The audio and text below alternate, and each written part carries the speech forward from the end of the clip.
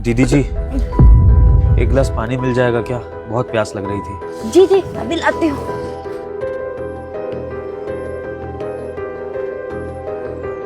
ये लीजिए। बहुत बहुत धन्यवाद दीदी जी।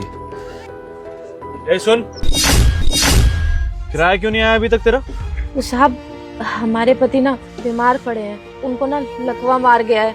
साहब हम जल्दी ही दे देंगे आपका पैसा। 3 दिन मजूरी पर जा चुके हैं, 1 दिन और जाएंगे तब ठेकेदार पैसा देगा। अभी तो वो दिया नहीं है, जल्दी ही दे देगा, जिससे हम आपको दे देंगे साहब।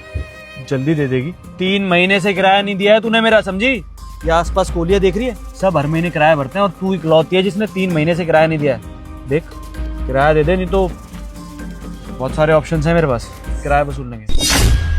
साहब हाथ छोड़िए हमारा। साहब हमारे पास पैसे नहीं है, इसका मतलब ये नहीं कि हम कुछ भी करेंगे या आपके साथ चले जाएंगे अपने बीमार पति को छोड़ के।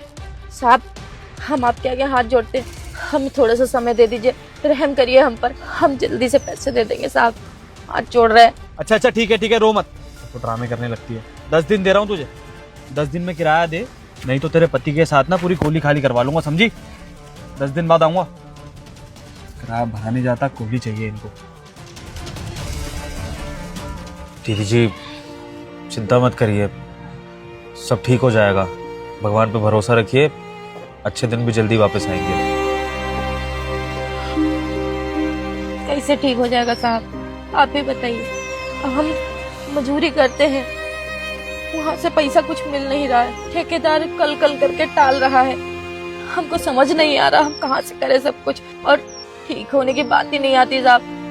हमारे पति को लकवा मार गया है। बताइए साहब, इतनी भीषण ठंड में एक बनियान में हमारे पति ईटा ढोने का काम करते थे, उसी से पैसा आ जाता था मजूरी का। अब तो वो भी नहीं आ रहा, उनको लकवा मार गया। उनकी दवाई के खर्चे अलग हैं, जो तोड़ जोड़ के रखा था सब उनकी दवाई में खर्चा कर दिया। हम इनको कहाँ से पैसा दे दें? 3 महीने का किराया बाकी हो गया है, 3-4 दिन से कमाने जाते हैं, वहाँ पे भी पैसा नहीं दे रहे हैं। अब हम क्या करें, हमको कुछ समझ नहीं आ रहा है। हम अपने पति का इलाज कैसे कराएं, घर का किराया कैसे भरें? अगर हमने 2-3 दिन में इनका किराया नहीं भरा तो हमको ये घर से निकाल देंगे, हम लोग बेघर हो जाएंगे साहब। पता नहीं भगवान हमें किस कर्मों की सजा दे रहा है। दीदी अगर काम की दिक्कत है तो आप मेरे ऑफिस में काम कर लीजिए, मुझे भी वर्कर की जरूरत है। बताइए, करेंगे मेरे ऑफिस में काम? साहब हम इतने पढ़े लिखे नहीं हैं, आप लोग बड़े बड़े अफसर हैं, वहाँ पे काम करते, पढ़े लिखे काम करते हैं। हम कहाँ अनपढ़ गवार, हमको खाली यही आता है, चूल्हा चौकी बर्तन माजना, यही सब आता है, झाड़ू पोछा करना, इससे ज्यादा काम नहीं आता है। हम कहाँ कर पाएंगे? दीदी जी चिंता मत करिए, मैं आपको कोई बहुत ही पढ़े लिखे वाले काम पर नहीं रखने को कह रहा हूँ। जो आपको काम आता है ना, वही काम आपको मेरे ऑफिस में करना है। दरअसल मैं भी एक कंस्ट्रक्शन साइट पे काम करता हूँ और मेरा कंस्ट्रक्शन का ऑफिस है, जहाँ पर मैं अपने एम्प्लॉयज़ को भी मैनेज करता हूँ, अपनी लेबर को भी मैनेज करता हूँ। और मुझे ना आप जैसी एक पियोन की ज़रूरत है, जो वहाँ पर खाना बनाए, साफ़ सफाई का ध्यान रखे, मेरी लेबर को चाय पानी दे दे, क्योंकि अपनी लेबर का ध्यान मैं बहुत अच्छे से रखता हूँ। ना सिर्फ उनको पैसे टाइम पे देता, बल्कि उनको चाय पानी भी मैं अपनी तरफ से ही करा देता हूँ, ताकि वो अच्छे से काम कर सके। तो दीदी मुझे लगता है कि ये काम आप बहुत अच्छे से कर लोगे। आपको बस मेरे ऑफिस का ध्यान रखना है, सबके लिए खाना बनाना है, मजदूरों को टाइम से चाय पानी देना है, और इस चीज़ का मैं आपको 1000 रुपया दूंगा एक दिन का, यानी कि आपके महीने के 30,000 रुपये बन गए। बताओ दीदी, करोगे काम मेरे ऑफिस में? साहब 30,000 रुपया? 30,000 में तो हमारा बहुत सारा काम हो जाएगा, हमारे पति का इलाज भी हो जाएगा और हमारे घर का खर्चा भी चल जाएगा, किराया भी निकल जाएगा। पर साहब आप हम पे इतना भरोसा क्यों कर रहे हैं?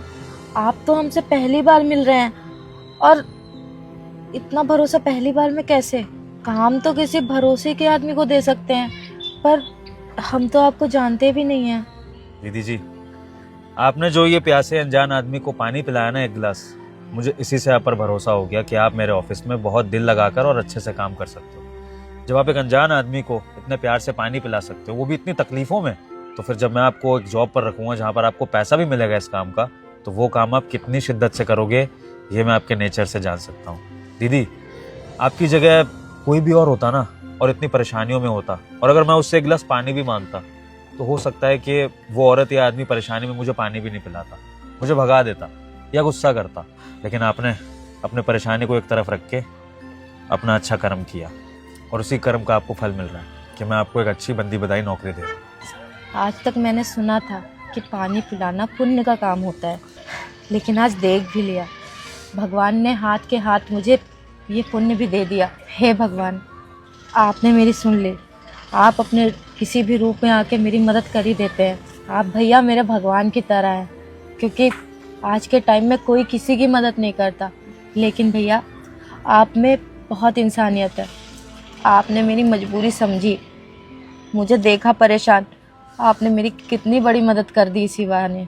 आप मेरे लिए भैया भगवान की तरह है। दीदी जी, मुझे भगवान का दर्जा मत दीजिए, और ये जो कुछ भी हुआ है ना, आपके अच्छे कर्मों की वजह से हुआ है। इसलिए कहा जाता है कि अच्छे कर्म करते रहिए, फल की चिंता मत करिए, फल मिल ही जाएगा एक ना एक दिन।